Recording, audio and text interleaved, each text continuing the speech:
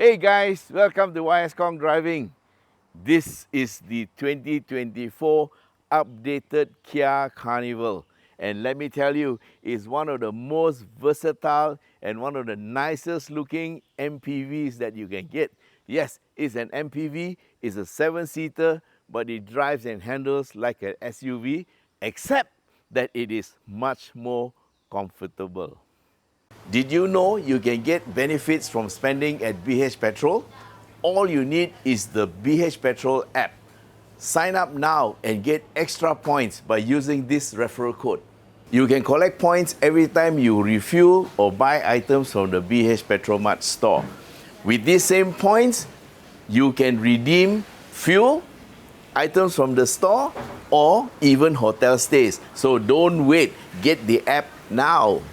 Looking at the front of the car, there is, I keep on calling it a car because it's more like a car than an MPV. Also, it is big and it's 2.2 tons and it's also 155 long. So it's a little bit shorter than a 4x4 pickup, but it is also very wide. It is almost 2 meters wide, and that's without the mirrors, 1995.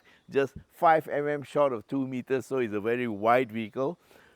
1775 tall, so it is wider than it is taller. So in terms of look on the road, it is more squat, it is more stable, yeah, not like some vehicles that have very high and narrow, so it feels not so stable. So driving this car is a different experience, but that's in another video. So at the front, you get a very nice looking muscular front with a straight grille that gives it a bit more stature. Of course, lights are LED and so are the daytime running lights. So in terms of night vision, this vehicle is good. So even though the lights look small, they are projector LEDs. Okay, so over to the sides. Let's have a look at it. In terms of length, it looks great. It's very, very long and it is very, very large. So space is not a problem. So the difference between the 2023 model and 2024 on the exterior is not much, except for these black rims, and these are 19-inch. And it gives the car a more handsome and a more macho look. So I like the black rims, and of course, black rims are easier to clean, yeah? So you get a very long side, normal front door, and also sliding rear doors. We'll show you that later, but let's go to the suspension. You get McPherson struts in the front, ventilated discs, and this look like a 2-pot floating caliper, so you have big brakes. And at the back, you have a multi-link arrangement and a smaller single-pot floating caliper with solid discs. Tire size, these are SUV tires, 19-inch, and the tire size is 235/55 R19. And just for your information, the tread wear index on this car is 460. So these are made for long distance driving, or rather to last longer, to give you good mileage. We just took it up Genting, so do make sure to watch the video and see how these hard, long wearing tires handle.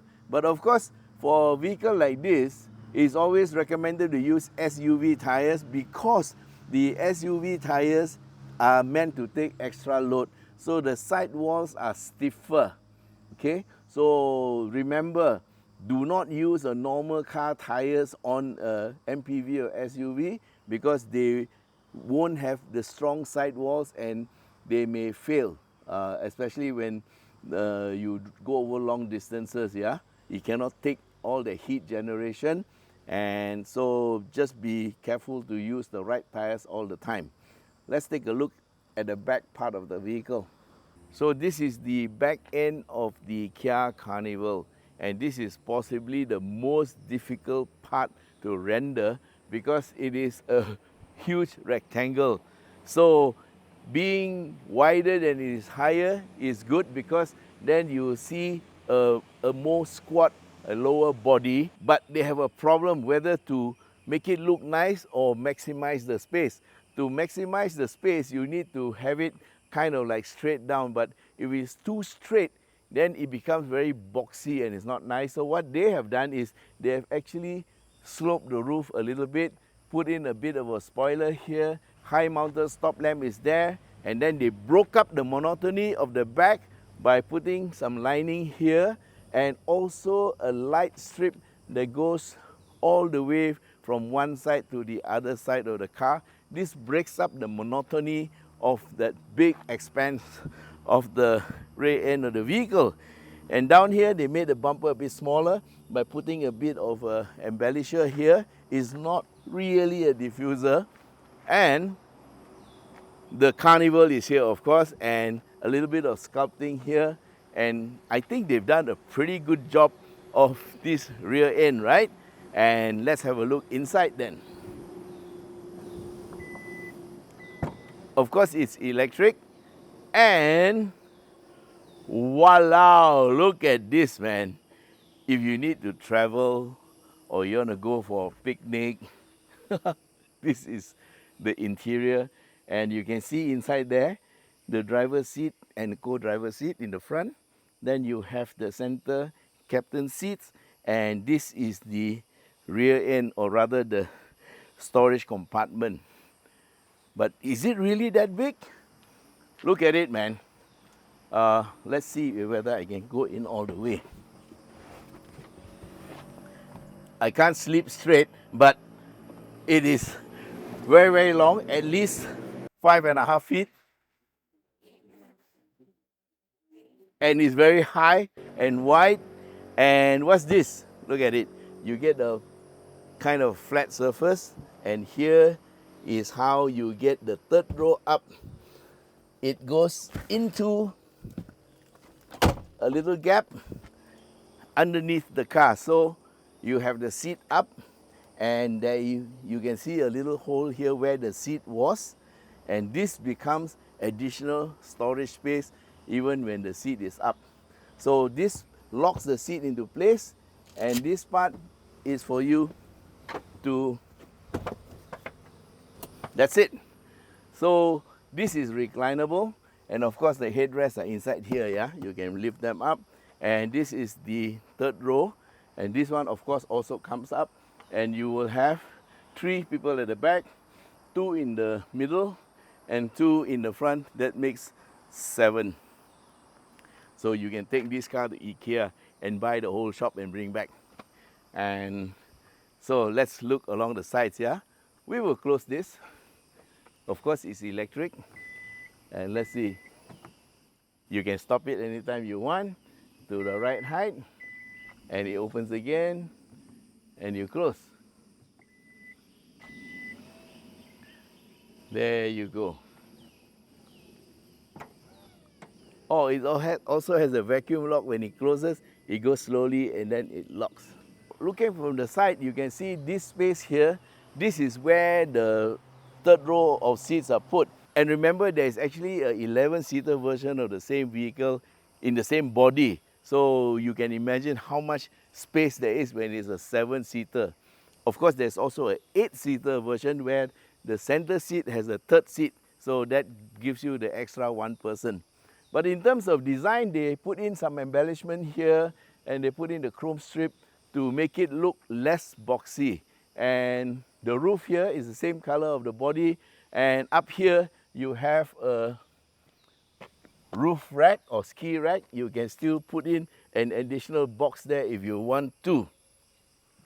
So overall, this vehicle looks pretty nice, and even the sliding rails are hidden here, so you don't see the greasy part. You know, the old vans that they had, the sliding doors, this part is always very greasy, but this one is very well hidden, so you don't even know that these are sliding doors.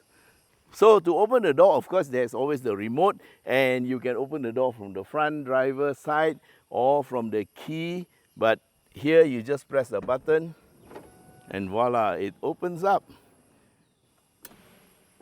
So getting in is very easy with the help of this grab handle here, and you can close the door either by pulling on the lever here, But for more convenience, there's a button here. All you got to do is press it, and there's a bit of warning chime, and the door will close. Lovely. And for the rear passenger, there is a single zone aircon control here. You can control the fan speed and also the temperature.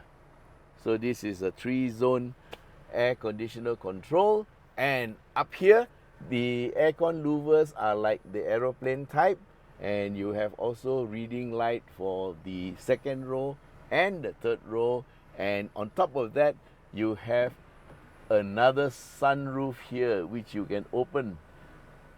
So it slides open, and of course there's also a cover which is manual, of course, but the back passenger really enjoys life because he can actually see through the front sunroof and the back sunroof, and the visibility overall is very good. So in terms of safety, there are 7 airbags all over the place. Yeah, don't ask me exactly. Yeah, we have the front, then we have the sides and the back curtains. Yeah, and for the seat, this is very luxurious. For the 7-seater, you get full leather, and these seats are a little bit unique, or rather different from the normal seats. You have the captain's seat, you have the armrest here that can be put down, and you can really enjoy sitting here as a tauke here. And another thing is, with this seat, you can, if you don't like the guy sitting next to you, you can also slide it in and out. Let me see. Yeah, there's a little lever here. I can move out, and this seat will also move outwards, and you can actually walk through this cabin. So if you slide the seat backwards, you can do this. You can be a real tauke. You press and you hold, and the seat goes like that, and you can relax. Then you put your footrest up,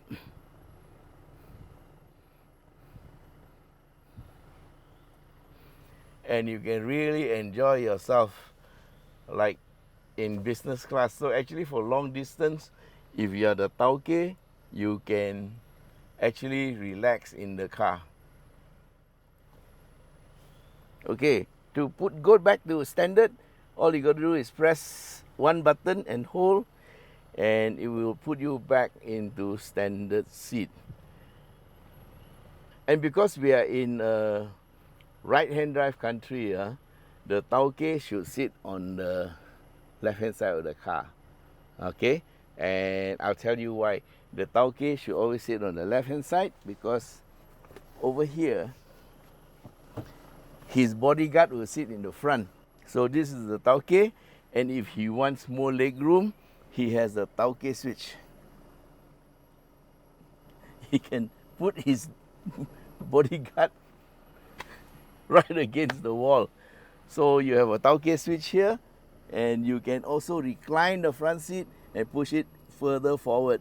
So imagine if you don't have a bodyguard, or rather you have a very small bodyguard, you can actually enjoy a lot of space in this vehicle. For the rear seat, you also have a heater or a ventilator. So in our Malaysian climate, it's really nice and comfortable for an afternoon drive. Okay, so from the tauke seat, let's get to the back. Now we tried it through the side here. It's quite tedious. You have to open the seat and then squeeze through. But if you put these two seats apart and you put up this armrest, it's actually quite easy to move from here to the back seat. Just go through,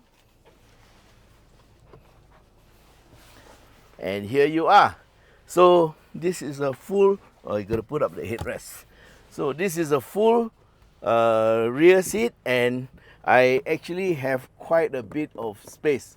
Of course, when you have the rear passengers seated here, you have to sacrifice a bit of space for the middle row. So you actually have to move the middle row a bit forward, but there's still a lot of leg room.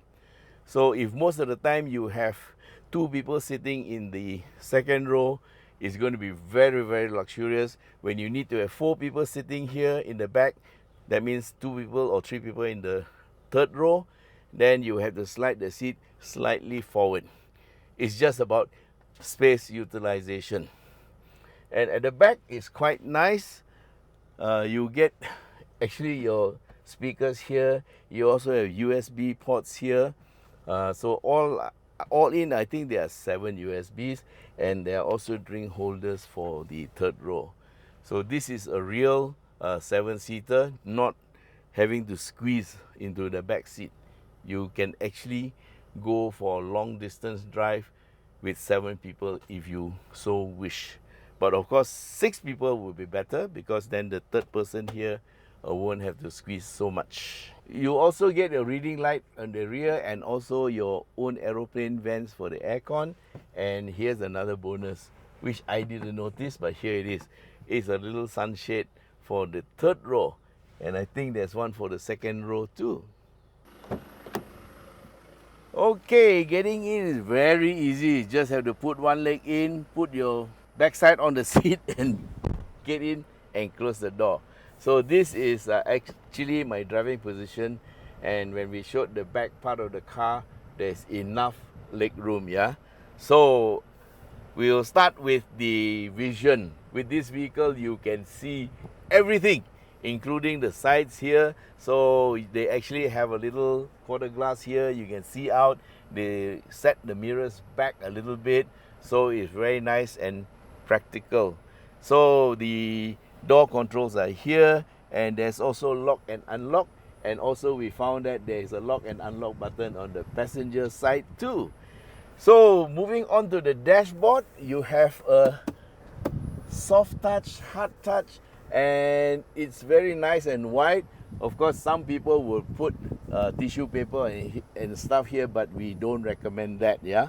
So in terms of the instrumentation, I like this. It's very modern, and you have 2, not 1, yeah? 1, 2, 12.3-inch screens. This side is, of course, for your driving information, and this side is for your infotainment. And you can swipe, and it's also a touch screen, yeah?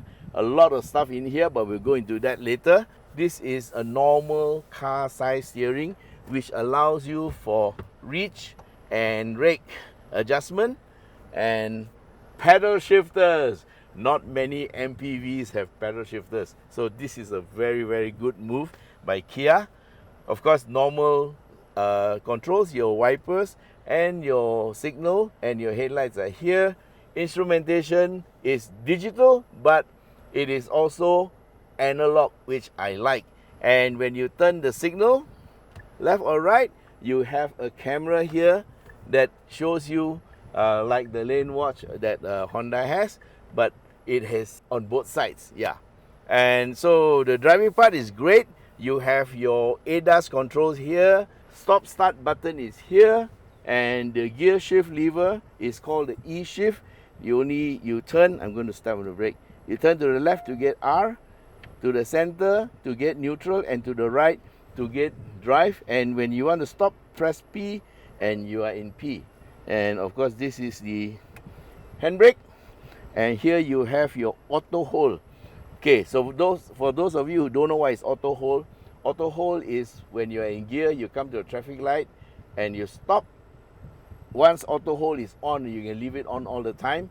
You can take your foot off the brake and the car will hold its position indefinitely, yeah? So this is not new. It came out about 20 years ago, but not many cars have it, and it's good that the Kia Carnival has it. And then you have your drive mode. Just press the button, it goes to normal. Again, it goes to eco, and the screen changes sport and smart. So normal, you know what it is, like normal. Eco is to give you more fuel economy should you want it. Then you have the sport, which gives it a totally different character, and even the meters change. And then there's a smart version where it adapts itself to your driving. So it can go anything from eco to comfort to sport depending on how you drive. So you can leave it on smart if you want.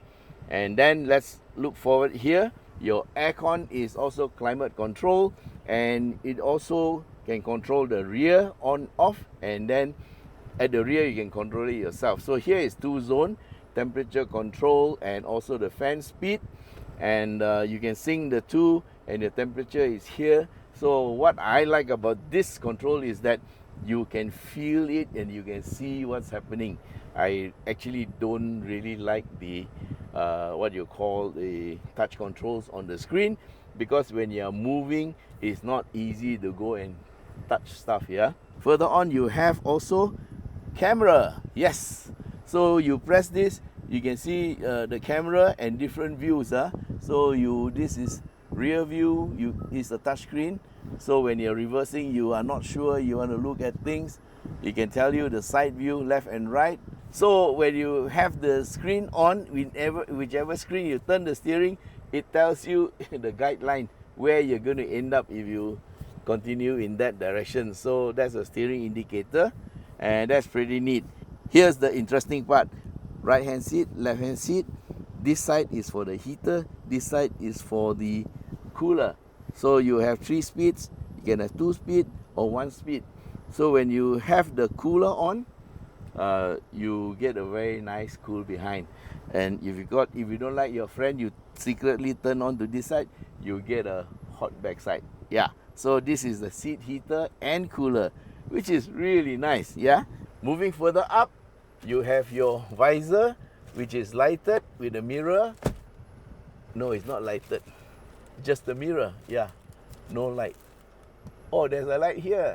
Ah, so you can see your handsome face. Okay.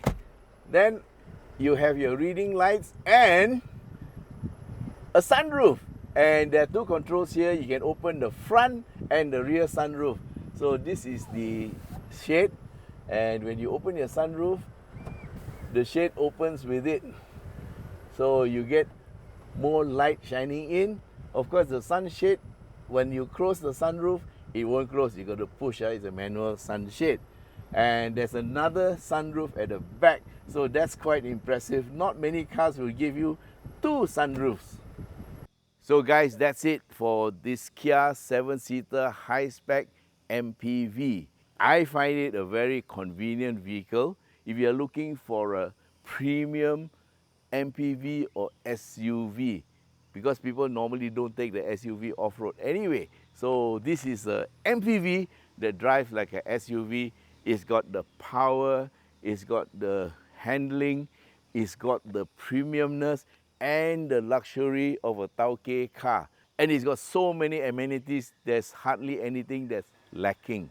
So guys, if you have 261,228 ringgit and 80 cents, this is the car for you. And that's the price on the road without insurance.